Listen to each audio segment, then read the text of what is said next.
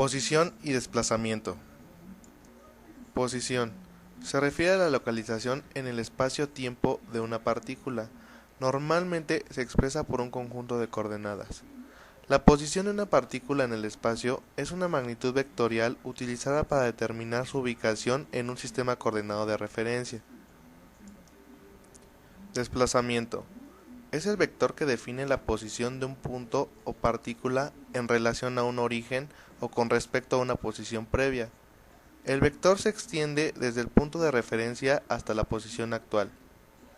El vector desplazamiento permite describir en forma completa el movimiento y el camino de una partícula.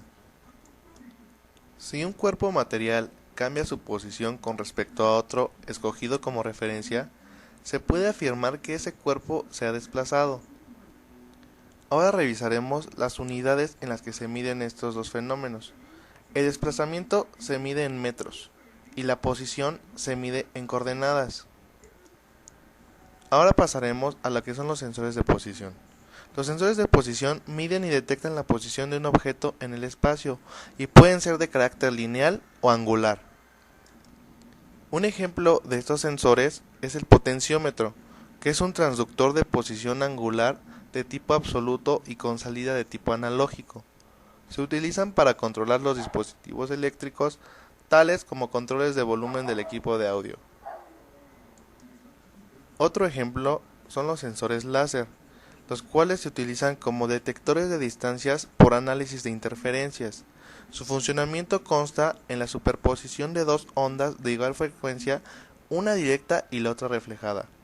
La onda resultante pasa por valores máximos y mínimos al variar la fase de la señal reflejada. Una aplicación en la industria es que estos sensores generan un haz de luz que se divide en dos partes ortogonales mediante un separador. Un haz se aplica sobre un espejo plano fijo, mientras el otro refleja sobre el objeto cuya distancia se quiere determinar.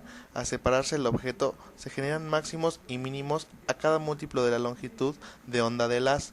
La distancia se mide contando dichas oscilaciones o franjas, obteniéndose una salida digital de elevada precisión. Otro ejemplo de estos sensores es el famoso encoder. Son dispositivos formados por un rotor con uno o varios grupos de bandas opacas y translúcidas alternadas y un estator con una serie de captadores ópticos que detectan la presencia o no de banda opaca. Ahora veremos dos tipos de encoders. Uno, los incrementales. Dan un determinado número de impulsos por vuelta y requieren un contador para determinar la posición a partir de un origen de referencia. El segundo son los absolutos. Disponen de varias bandas en el rotor ordenadas según un código binario y los captadores detectan un código digital completo que es el único para cada posición del rotor. Ahora hablaremos de los transductores de posición. Se utilizan para determinar la posición de un objeto con respecto a un punto de referencia. Las posiciones pueden ser lineales o angulares.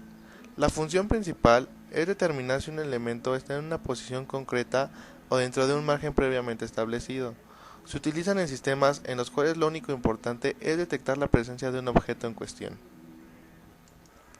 Hay cuatro tipos de transductores de posición. Inductivos. No precisan de contacto físico. Detectan la variación del flujo magnético producido por una bobina cuando es cortado o atravesado por un objeto metálico o ferromagnético. Capacitivos. Utilizan un campo eléctrico como fenómeno físico aprovechable para reaccionar frente al objeto a detectar. Ópticos. Permiten detectar todo tipo de objetos y productos, tanto sólidos como líquidos. Magnéticos. Estos sensores de contacto abren o cierran circuito ante la presencia o ausencia de un campo magnético, producido normalmente por un imán. Ahora hablaremos de los sensores de desplazamiento. Funcionan electromecánicamente y constan de una resistencia de valor fijo sobre la cual se desplaza un cursor dividiendo la resistencia eléctricamente. Transductores de desplazamiento. Se instalan en las cubiertas de rodamientos o a su lado y detectan el desplazamiento del eje en relación a su posición de anclaje. Se aplica normalmente para bajas frecuencias, por debajo de 2000 Hz, en cojinetes de fricción de turbomáquinas. Su respuesta en frecuencia es excelente. Como aplicaciones podemos mencionar las siguientes.